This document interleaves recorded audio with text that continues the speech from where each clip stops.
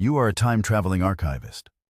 Your eyes flutter open, and a wave of profound dizziness washes over you, disorienting your senses.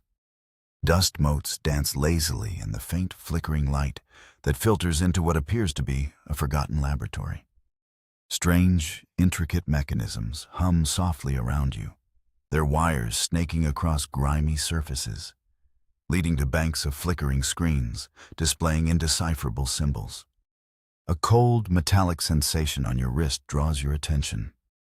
A device, unfamiliar yet instinctively yours, pulses with a soft, persistent glow, its surface etched with glyphs you don't recognize. Before you can fully process your surreal surroundings, the device on your wrist springs to life. A holographic interface shimmers into existence above your skin, projecting urgent, concise text directly into your field of vision. Anomaly detected. Destination 1888 London. Mission: retrieve artifact. Caution: do not disrupt temporal continuum. The words burn themselves into your mind, a sudden, heavy weight of purpose settling upon you. There is no time for questions, no moment for hesitation. Only the mission matters, a directive encoded deep within your very being. One moment, the sterile, anachronistic hum of the lab envelops you. The next, a jarring lurch, a disorienting flash of light, and you are plunged into a sensory overload unlike anything you've ever experienced. The air is thick and heavy, laden with the acrid scent of coal smoke, damp earth, and the unmistakable stench of horse manure. The rhythmic clatter of hooves on cobblestones and the distant, mournful cries of street vendors assault your ears. A cacophony of a bygone era. You find yourself standing in a narrow, fog-shrouded alleyway, the gas lamps casting an eerie, yellowish glow on the grimy brickwork of towering Victorian buildings. Your modern attire has subtly shifted, miraculously blending with the somber, practical fashion of the period. You pull your coat tighter, its rough wool a stark contrast to the advanced fabrics you're accustomed to, attempting to melt into the pervasive shadows, to become just another anonymous figure lost in the swirling London fog. Your wrist device pulses with a faint, insistent thrum, guiding you through the labyrinthine, gaslit streets.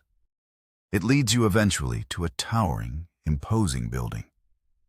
A library, ancient and formidable, its stone facade stained with centuries of grime and history. Inside, the air is thick and still, heavy with the intoxicating scent of aged paper, forgotten knowledge, and polished wood.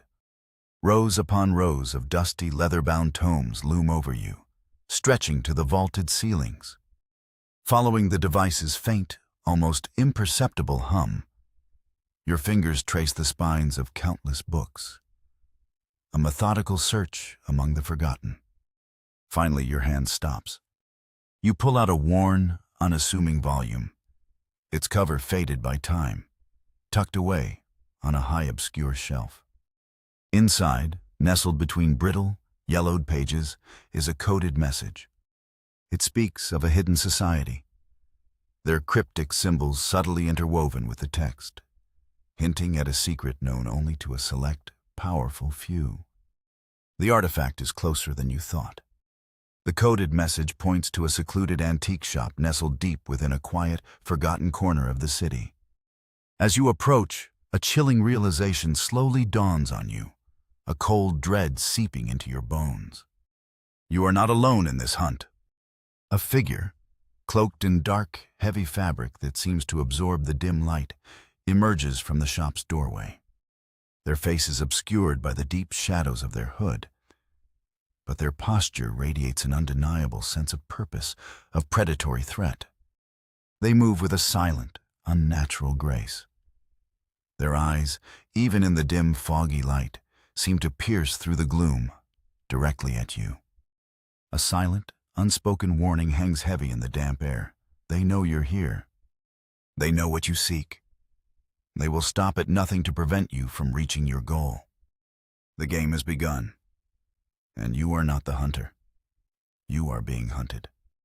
You duck instinctively into a narrow, refuse-strewn passageway, the cloaked figure hot on your heels. The chase is frantic, a desperate, heart-pounding scramble through the twisting, unfamiliar back alleys of Whitechapel.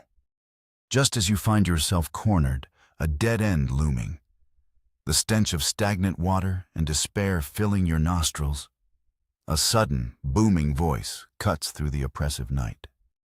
Aha, another lost soul, eh? Come, come! Don't just stand there gawking at your impending doom. An elderly man, with wild, unkempt white hair and spectacles perched precariously on the end of his nose, gestures frantically from a nearby, brightly lit doorway. He is surrounded by an astounding assortment of bizarre contraptions, glowing tubes, and sparking wires.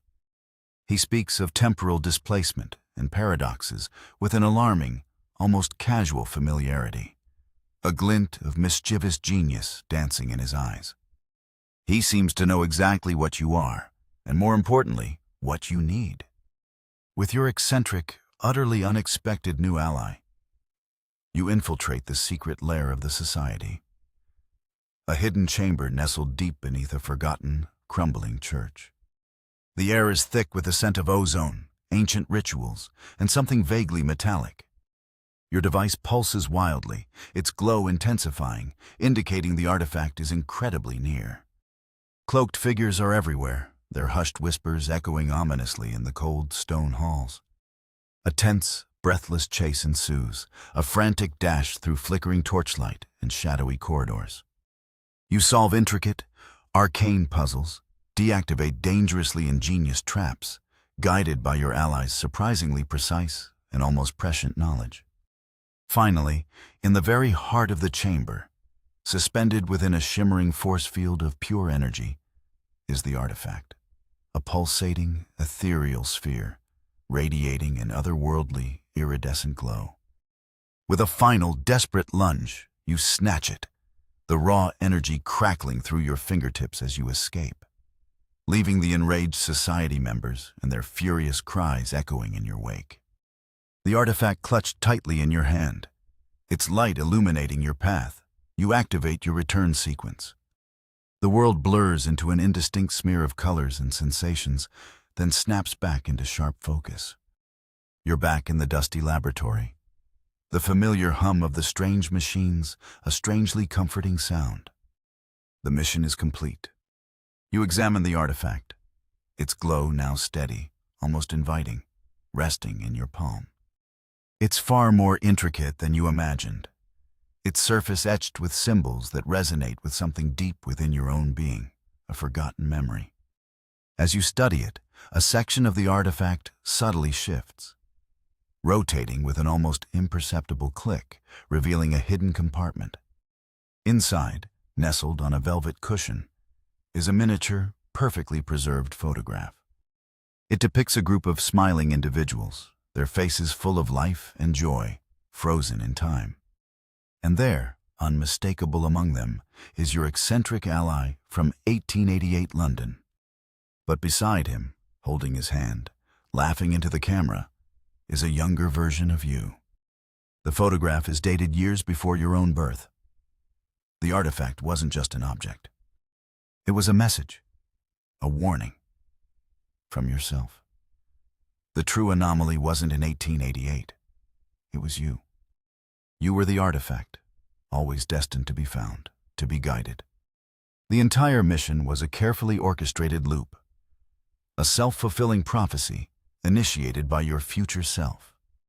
And the true purpose of the time-traveling archivists? Not to observe, but to create history, to ensure certain events